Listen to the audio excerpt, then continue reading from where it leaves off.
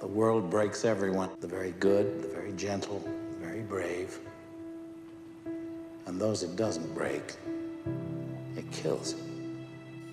There's no shame in being a broken man. I should know. You just pick up the pieces and start rebuilding.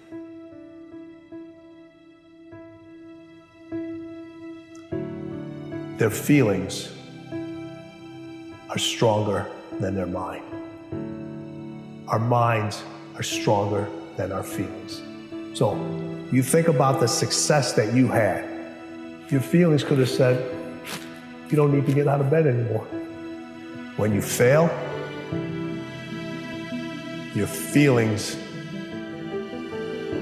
give you excuses. Your mind makes you more resilient.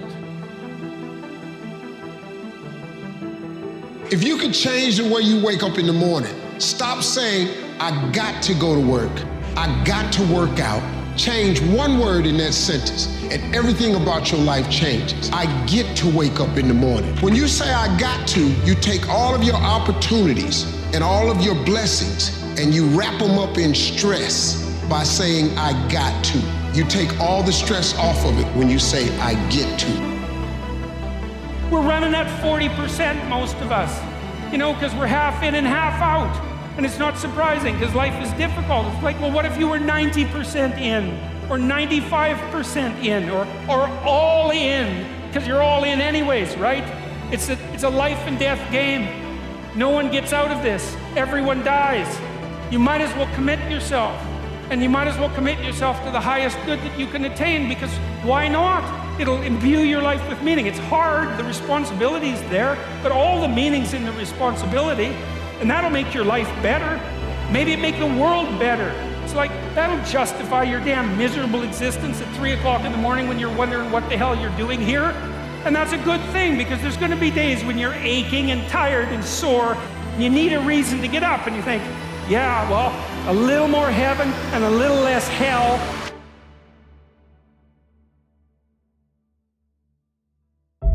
Maybe I can pull that off today and tomorrow and next week, and that's worth struggling forward for.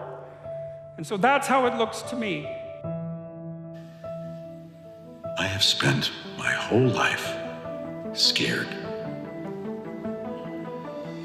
frightened of things that could happen, might happen, might not happen. What I came to realize is that fear, that's the worst of it. That's the real enemy. Outlast the temporary. Outlast the temporary. Everything in life is temporary. All pain is temporary.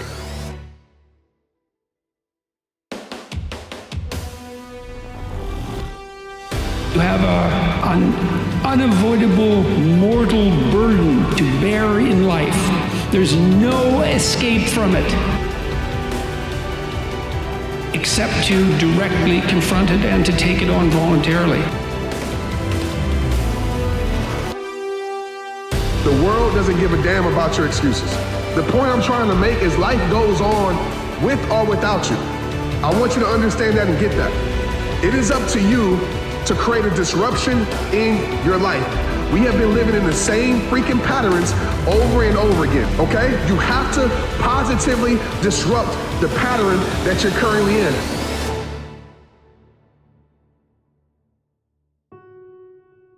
If you let people's perception of you dictate your behavior, you will never grow as a person.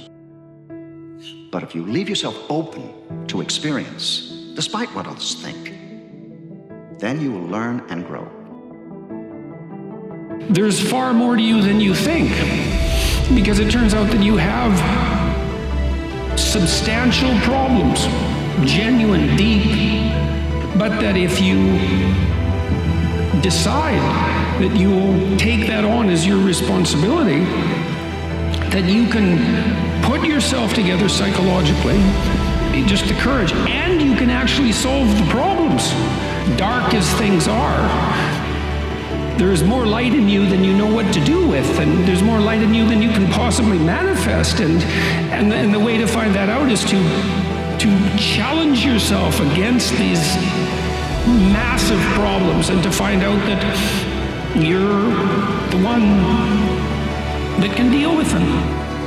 You will have good days and you'll have bad days, but you will always learn something more or something new on bad days than good days.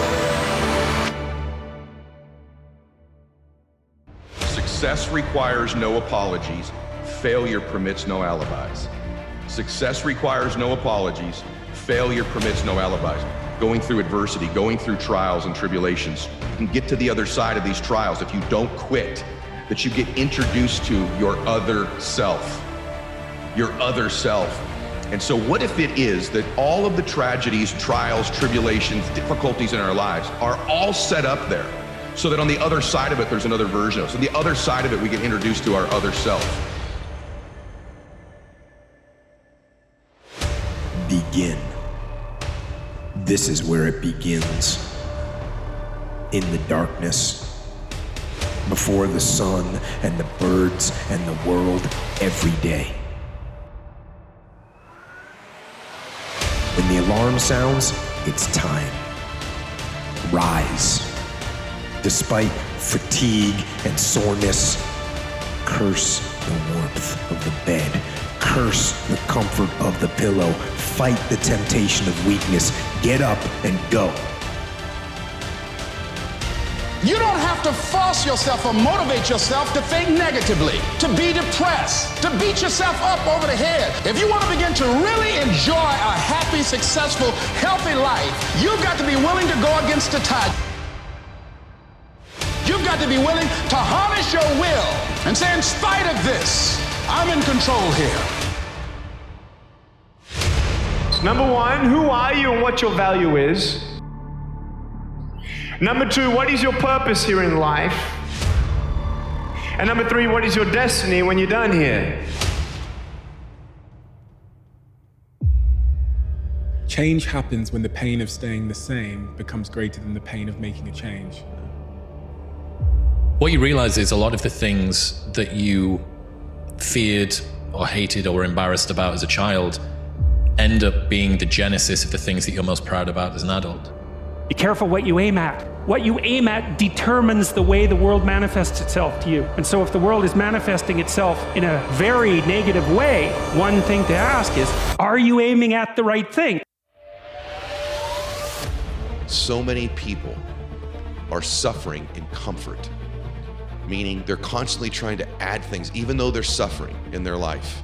Prison of our minds, the prison of the emotions we don't want to feel, the prison of feeling like we're less, the prison of feeling like my life doesn't matter, the prison of not having a sense of direction, the prison of feeling invisible. And I believe suffering comes from a place in our life where we're not pursuing our dreams, we're not pursuing our potential. I guarantee that there are people that have been sitting on an idea for more than a decade, sitting on a dream for over 10 years. And that's horrible.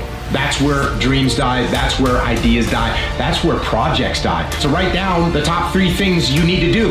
And then you go do those 3 things. Imagine if you wrote down the 3 things you need to do tomorrow, and then tomorrow you woke up and you did them. And then imagine if you did that for 5 years. Where would you be in life?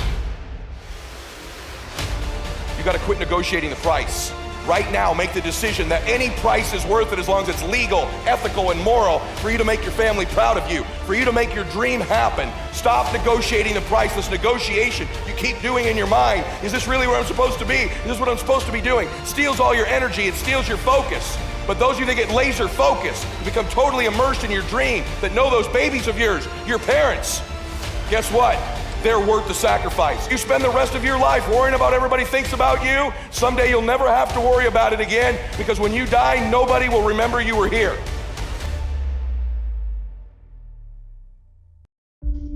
You lose friends. Well, you're going to lose the friends who don't want the best for you. Those are the friends you want in 10 years? I mean, you lose friends. Well, maybe you gain new friends.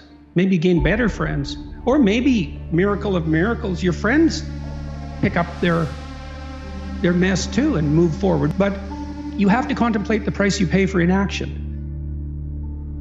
Yeah, it excites me. I think that's the difference is that when I have self-doubt, it excites me because it's like, okay, well, this is a challenge. Let's see. I don't know if I can do it or not, but we're gonna find out.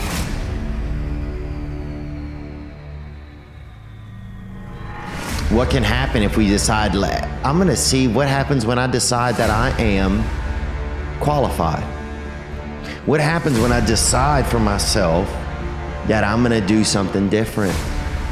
Even when it's cold outside, even when it's raining, even when it's just too difficult to get out of bed, the person that has the ability to get up and stay focused and consistent is a disciplined motherfucker.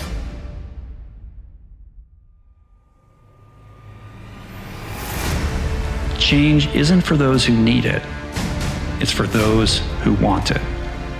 Translation, it's all about willingness. Willingness born out of a desire to survive, I suppose, but also pain. You don't have to be in pain to change. You don't have to hit rock bottom in order to make alterations to your life. Change is always within your grasp if you can summon the willingness to ask for it.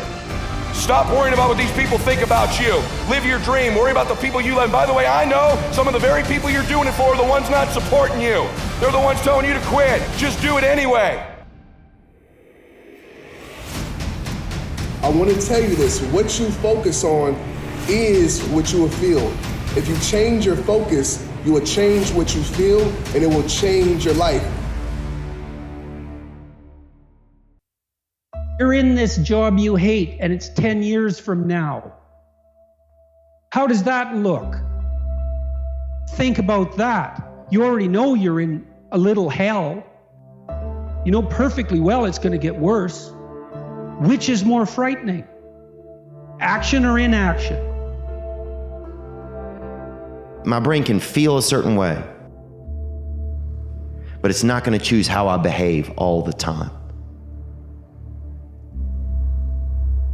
I just can't let it do it anymore. I'm gonna have setbacks, I know. But if I'm feeling bad, that doesn't mean I'm doing bad. That doesn't mean I am bad. That doesn't mean that I can't still take some action. Because yeah, nothing changes if nothing changes, man. That in order for something to change, there needs to be change.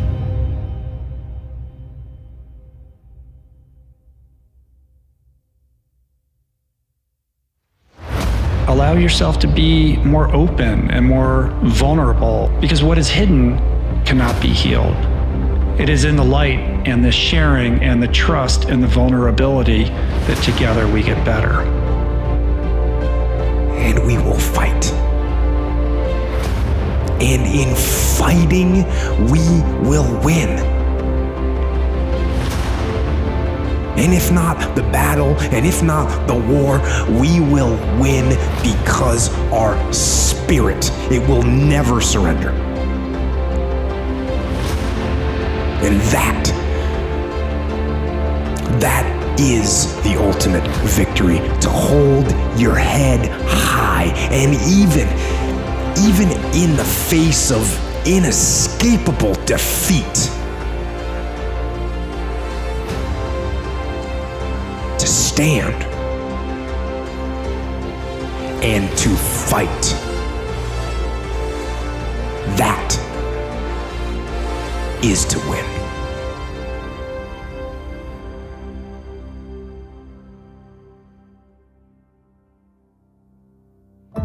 And when bad things are happening, I am going to try and be the one good thing.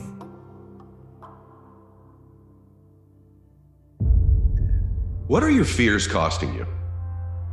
I think it's time to evaluate that. What are your fears costing you? You know, we have these weights that weigh us down in our life, these burdens, these fears that we have. Do you ever stop to think about what it's actually costing you to have these anchors and these weights wearing you down, these fears? The price you will pay to become the person you're worthy of is infinitely smaller than the price you're gonna pay if you don't. It's going to be you meeting the expectation you have for yourself as a man. So you envision this man that you're going to become. And I think most people do that from an early age. They see something they want, an avatar, something they want to do, and they want to go become that person. And I believe the formula for happiness and fulfillment is the gap between your expectation of who you become and your reality. And so a lot of guys are not meeting that expectation for themselves. If I can flip these insecurities upside down, if I can flip this fear, if I can flip all this that made me this depressed, insecure guy, if I can flip it and make it work for me versus against me, I started seeing the power in failure, the power in insecurity, the power in self-doubt, because I started using that as power. You understand what it's like to have people tell you that you can't do it. And I'm gonna tell you something, and this is the fucking truth, this is the reality, and if you don't like it, I don't give a The truth is this: if you're willing to pay the price, and you're willing to do the work, and you're willing to take the time, and you're willing to consistently get up when you are knocked down over and over and over again, which is going to happen to you if you're pursuing anything outside of the norm, you can make it here. We surround ourselves around people that make us feel great. They tell us what we want to hear. The second we put ourselves amongst the uncommon people, we don't like that feeling. We don't want that person who's constantly challenging our weaknesses. Because life is a marathon, and this might be a challenging leg where you're like, I'm just gonna throw in the towel. I'm not gonna do that thing. Hell no. You are doing so much.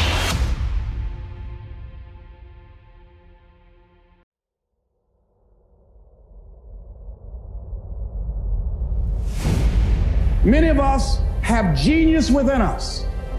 But when it comes to us, when it comes to using our genius in our own behalf, taking a chance with our own creativeness, acting on our own dreams and ideas, somewhere along the line we get paralyzed. We find some reason not to do it. Oh, I did that. I'm not as good as they are. I don't have the education. As long as I don't stop trying, it is not failure, it is temporary defeat. And the path to success, the path to fulfillment, the path to happiness is filled with temporary defeats. The path to sadness, the path to regret is filled with failure. Men and women who failed and gave up instead of gotten up and tried again and looked at it as temporary defeat. How many of you had some situations that you were in that you were overwhelmed with fear? You didn't know how you're going to come out, how you're going to survive, and you did. You survived and you didn't die. So what you got to do, whatever that was, whatever that state of consciousness, whatever that self-confidence that you had, however you stood up within yourself, here's what we know: you survived. Here's what we know: you're still here. You didn't die. You're here right now. You got it and you handled that fear. You kicked it out of there. You can find every reason, if you look for it, as to why you won't make it. But at the end of the day, there's going to be two groups of people. And one group is going to be a lot fucking bigger than the other group. The one group is going to get told that they can't do it. And instead of fighting, those people are going to just take it. Then there's going to be a smaller group. It's going to be the group that says, I'm not willing to just roll over and take what I'm given. I'm not willing to stop trying because you say that I can't fucking do it. You know, I don't think God gave you another day in your life because you needed it. I think He added another day to your life because somebody needed you. But here's the thing: they need the real you, the authentic you, the one who's playing all out in their life and pursuing their dreams. As good as you think it'll be to make your dreams come true, and dreams that you can't even imagine right now, visions of your life, but maybe even more importantly, as good as you think it would feel to meet the real you, the one you were born to be. And remember this: you were born to do something great with your life. But to finally get introduced or reacquainted or reintroduced to that person, maybe years ago knew them very well, that version of you.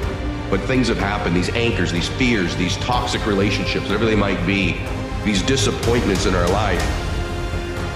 And so as you begin to look at the fears in back of you, you came through those fears and you're still here.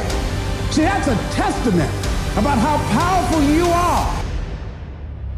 And so whatever the volcano is, you have the capacity to take that volcano on, the capacity to jump in it and find your true identity. I don't care where you come from. I don't care where you were raised. If you do the work consistently, if you invest in yourself consistently, it's gonna pay off. It just is. And you'll never convince me otherwise. Yes, you may be not where you want to be. The difference that you have now is you have the awareness that you want to do something about it. We want that person who's constantly, making us feel nice and good and secure in ours. That's the mediocrity of life. We want to be the best amongst the average people. People wonder, how do you stay hungry all the time? Because after I accomplish something, I don't sit back like they get comfortable. They wonder why I'm getting weak, man. I don't know, I lost my edge. What's going on? Because once you hit the top of the mountain, guess what happened? I'm good. I'm good, so you wonder why you're falling down now. You gain knowledge through suffering. And on the other end of suffering is a world that very few have ever seen. There's going to come a moment in your life when you realize that all the dreams that you've had were too small. It's because you played it safe. You thought it was okay to just believe that you're going to have some success. Some is not enough. Champions are broken. People look at champions and try and find something that that champion has that they don't have. And he's like, but it's not that at all. They lack something everyone else has, which is an off button. They just don't stop. Maybe your path in life is harder right now because your calling is so much higher. I would rather you set your sights not on the moon, but on the stars, because in the process of shooting for the stars, you will hit the moon, guaranteed. But in the process of shooting for the moon, you might completely miss it and hit nothing. The real message is we all started from nowhere. I mean, we all had bullshit jobs. We all felt like losers. But through time and effort, you build a stronger human. You build a stronger body, you build a stronger mind, you build accomplishments and will and momentum. And then you look back and you go, hey man, I'm not washing tables anymore. Not when all is available, not when all your gifts haven't been exposed and explored, and so you can discover what you were made for.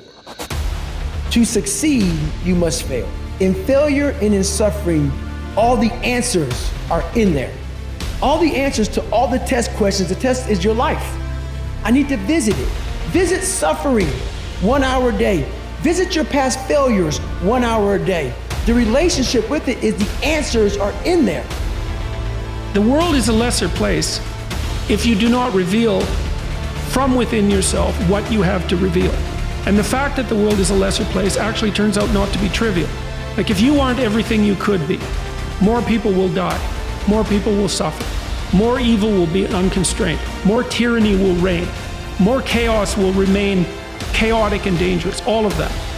One of the most damaging things that any human can do is set low standards and then achieve those standards.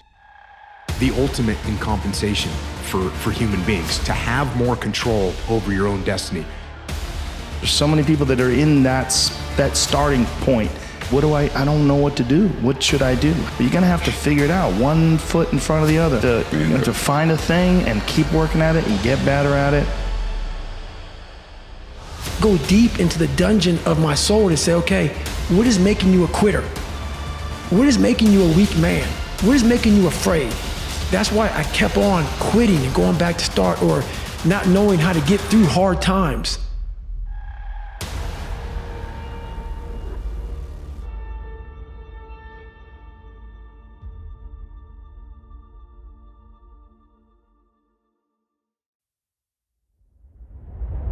I think we can all agree we all want more. We have dreams, we have goals. We gotta ask ourselves, first, more what? And that starts, I think, by going and answering that question, well, what do I value the most? And it goes, I wish for the world to realize all of their dreams so that they can realize they don't make them complete. And he's talking about that most people's dreams are very like external, like champions, like they want to win a medal, they win a trophy, they want a nice car and all this stuff. Then you get it. And when you have everything, you realize this isn't what I wanted. I don't feel complete right now. We must become everything that we were intended to be the day that God gave you breath. Because with that breath, you have to use it to go out and grab something. And as long as you're believing, as long as you're breathing, as long as you're achieving, keep going forward. Go past your doubt, go past the dream until you have to dream again. Constantly rewrite your book every day of your life. These are conversations I have with myself. And I say it everywhere I go, the most important conversation when you have with yourself. You live with it every single day, but most of our conversations are not the right ones. But failure is the most information-rich data stream on planet Earth. But to accurately assess the data and figure out what it's telling you about why you failed to some extent or why it was more inefficient than it needs to be, you have to be willing to stare nakedly at your own inadequacies, take responsibility for the outcome, not make it somebody else's fault or the economy's fault or whatever, any external force. If you're making it an external problem, you're never going to be able to learn the lesson you need to learn in order to improve your behavior so that you can then execute better and make more progress. Moving forward, set higher standards in your fitness, in your ability to orate, to speak. Enough with setting low standards and hitting those standards and being proud of yourself. Like, fuck, man, let's get to it. Stop saying, I've got to wait for good things to happen to me. And I said, I'm going to grind. I'm going to fight. I'm going to work. I'm going to press toward.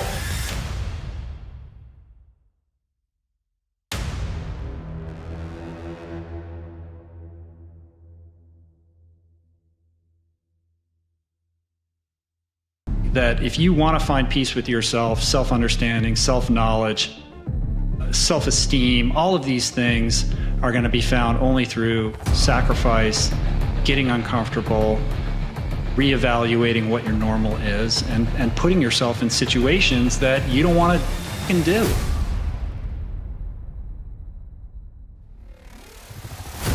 You have the desire to change, to change those circumstances, whatever they might be. As long as you have to have that desire, the will to change those circumstances. That's your start right there. Have the will, the desire to change it.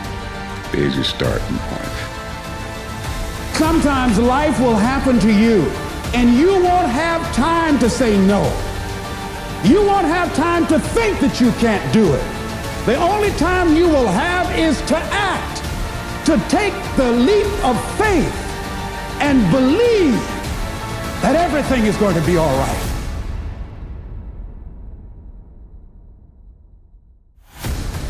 Take that leap of faith.